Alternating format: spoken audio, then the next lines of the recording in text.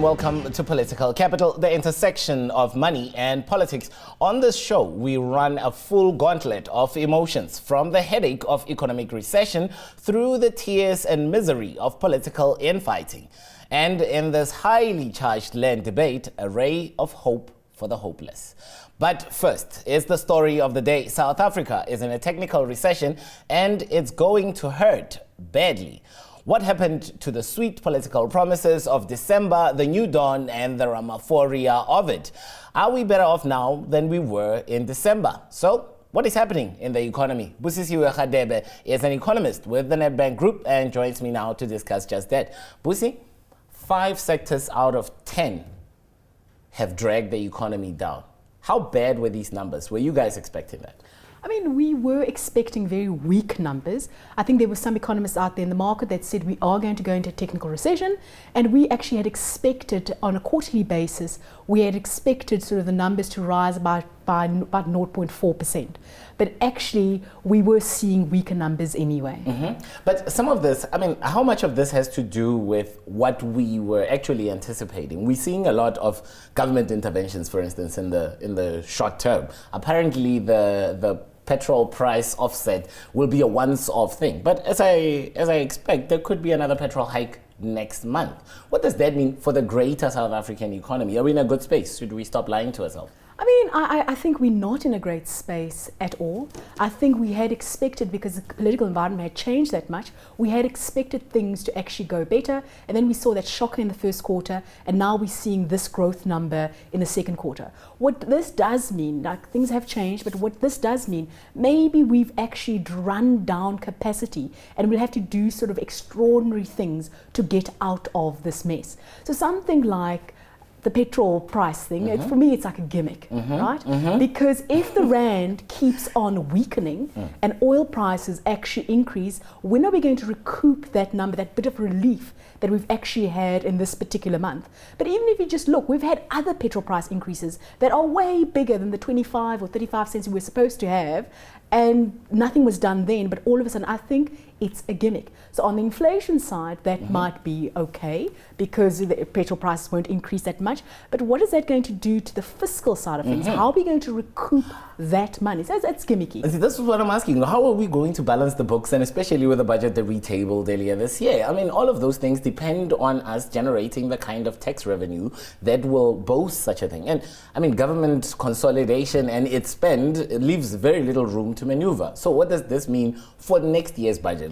Are we just offsetting the pain that's coming? Why are we kicking the can down the road? I don't actually know. It's time that we actually go out there and say, what are the actionable things we need to do? So you spoke about tax revenues.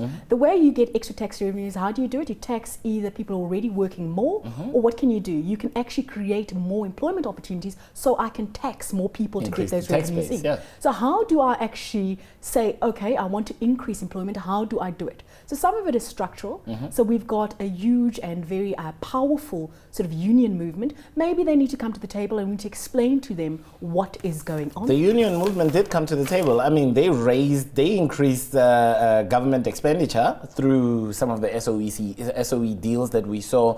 For instance, Eskom making a deal with the unions.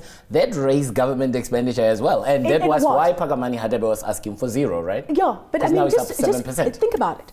How many people are unionized who have a job compared to those people who are unemployed? So the unions are actually stopping people, because if I was a business person, I would think twice. I'd first think about mechanizing. If I know that whoever I've got on my workforce, if they're not actually going to put in those hours or put in that hard work, I'm going to have a very difficult time trying to fire them. So I'm going to do something else before I look at labor. But that's one of the things, right? We have to look at labor, we have to talk to the unions, they have to go out there. But the other thing we have to do as South Africa is just to open up sort of our doors and take out the red carpet for people overseas and go, you know what, you can invest in my country. I'm going to give you concessions out there. The only thing I want you to do is to make sure that you're employing South Africans. Is there room for concessions? Is that what government should be doing? I mean, Cyril Ramaphosa is far from his $100 billion target in 5 years. And sure, he's gone to solidify the $14 billion that Xi Jinping promised us as a country. But are we making enough headroom in that department? I mean, I feel like these things are few and far between. I mean, to make enough headroom is you need to take out that red carpet and go, come this way. You're not supposed to say to people, okay, if you want to invest in a particular sector in South Africa, I want you to employ this much percent of youth, this much percent of black women. It's like, okay, I want that to happen, but in this short term, while we are in this trouble, I want you just to employ people. I don't want to put onerous things on you, and we sometimes put onerous things on people. Yeah. Are you saying that we are the beggars, that we should not be finicky about who we choose, we should just open wide? You are a beggar right now. I think the fact that I have to tell you this is like, it's shocking, because we are the beggars. I think sometimes we've got this, it's my big thing at the moment, we've got this ideology that doesn't actually line up with reality. Yeah, people think that we are endowed with minerals, these riches, and they really don't get why the economy is going this bad. Exactly. So we must think differently. We must think we are at a crisis point at the moment. So I want to get jobs going for some reason at the moment. The way I can do it is say, you know what? I just want a lot of people employed. Whoever can absorb my huge labor force, I'm opening up my gates for you. Look, this is not the first time we're seeing this. We saw this the last quarter. And last quarter it was worse because mining was one of the negative contributors. This time mining is a positive contributor.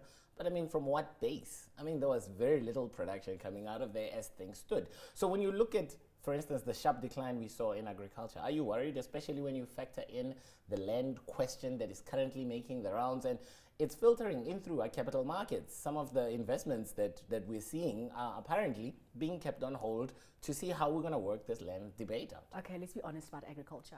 Like, we've had that sort of driving whatever growth we'd seen in the economy because of the drought, obviously, and we were coming out of that and those base effects, and it was high. I mean, we expected to see agriculture do what it's doing sort of at the moment. Next quarter, because of base effects again, agriculture will go up. But you do expect to see this. You don't expect agriculture to forever actually increase all the time. We were coming out of that mess, and that's why you're seeing this drop. And because of base effect, we'll see it go up again in the third quarter. But this is my question to people like you who know and study these things. Busi, what is South Africa's strength when you look at the sectors that make up our GDP? Where's our poignancy? Where are we winning? Yes, Karabo, we're not using what our strength is. If I look at our population, if I look at how young our population is, if I look at how many of those young people are without, we need to be flogging that. We need to be flogging something like services. I was just on vacation sort of a few weeks ago in a developed country. And I was sort of, I like developing countries, but I was in a developed country, and I always find things interesting to see what kind of jobs people have. In South Africa, we're always told we need high-skilled jobs, we need actuaries and CAs, well-paying jobs. and well-paying jobs, whatever. You know, we're always told that that's what we need. And everywhere I went on this little tour I was on, I saw the types of jobs that people had. It was kind of low-skilled kind of jobs that would absolutely absorb a labor force. So there was someone handing out little earphones at a tourist attraction. We don't want those jobs in South Africa. No. But our skill level is not actually matching up to what we have when we look at our population out there.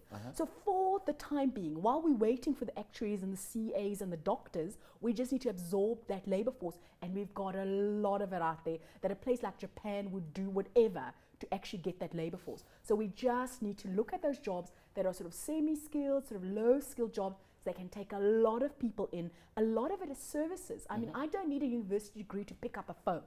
I absolutely don't need that. And that's the type of thing we need to look at. But some of our ideology is not matching up. We just don't want to get there and say the reality is. I learned an important thing this morning. I had never known about it before. The 25 delta risk reversal. Apparently, it's the amount of ratio of those that hold our currency versus those that want to sell it, the buyers and the sellers. There's more sellers of our currency than there are buyers, and they expect this to be the trajectory over the next 3 months. What does that say when our currency is basically in the doldrums, such as the Turkish lira?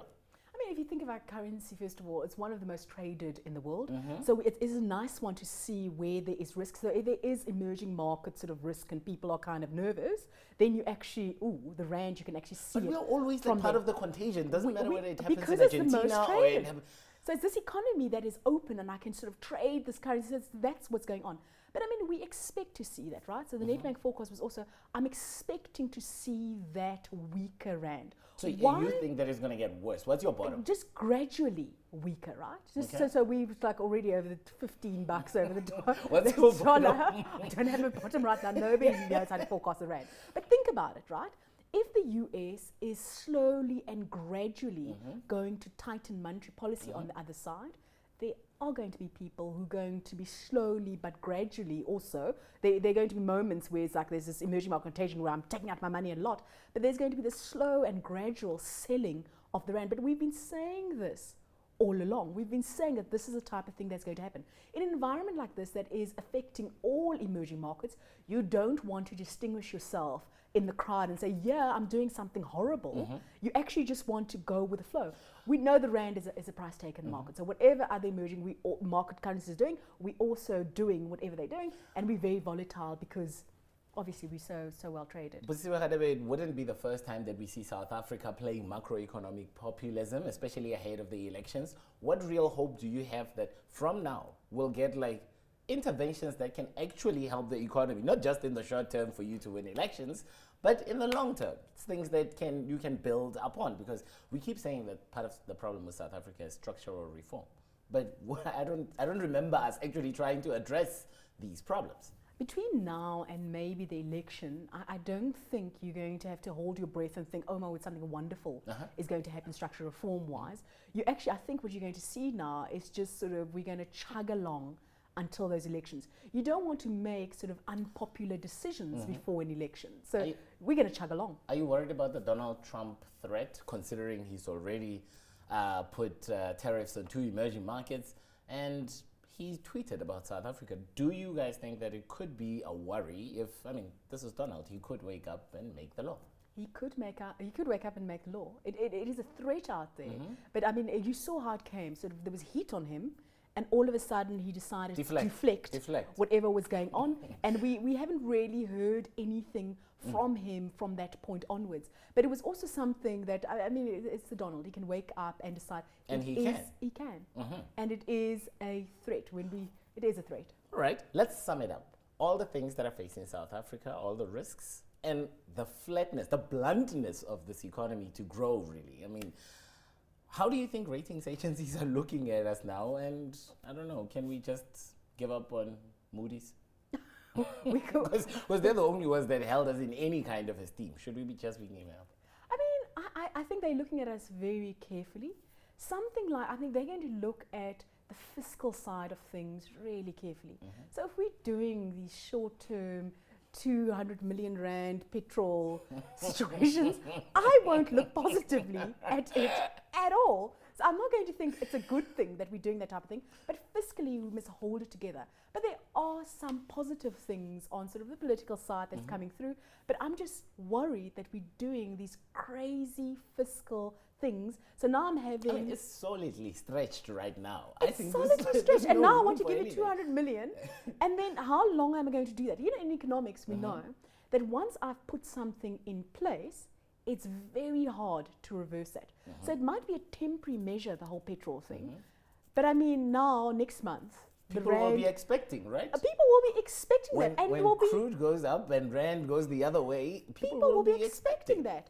So I think you don't even do that to begin with, unless you know something we don't know about what the rand is going to do and nobody knows that. But obviously they said measures are going to be announced soon as to what a more permanent solution to this is or whatever, but measures are going to be announced soon. But this wasn't a good fiscally. I don't think it was a very wise thing to do, and the credit rating agencies will be looking at that very carefully. Are we in any stage, should the ruling party and the powers that be just let us ride on our own? Petrol price will increase whether or not government was to intervene, and one intervention does not make a summer. One intervention does not make a summer. We need other types of interventions. Maybe we're concentrating on the wrong things at the moment. I think the kind of interventions we need to actually get this economy going are not going to be very popular on the political side of things. So if I'm going to sit down and go to the unions, you know what? this is what we're going to do. If I'm going to go to teachers and say, I'm going to increase skills and fix skills in this economy, and you're not allowed to be unionized as a teacher, we're going to actually get a committee out there that's going reducing to... the government wage bill, all of these things are not popular with unionists. They're not popular. They're actually horrid things, but it requires leadership to do it. And I think globally we've got sort of a leadership vacuum where people are not making those right decisions. Well, that's Busisiwe Khadebe, an economist with the Nedbank Group. Cyril, I hope you were listening. Stay tuned for the second half. We have a battleground that is politics and the state capture inquiry highlights of the week. Plus, in this fractious land debate, we travel to a small corner of the country where hope is being given to the hopeless.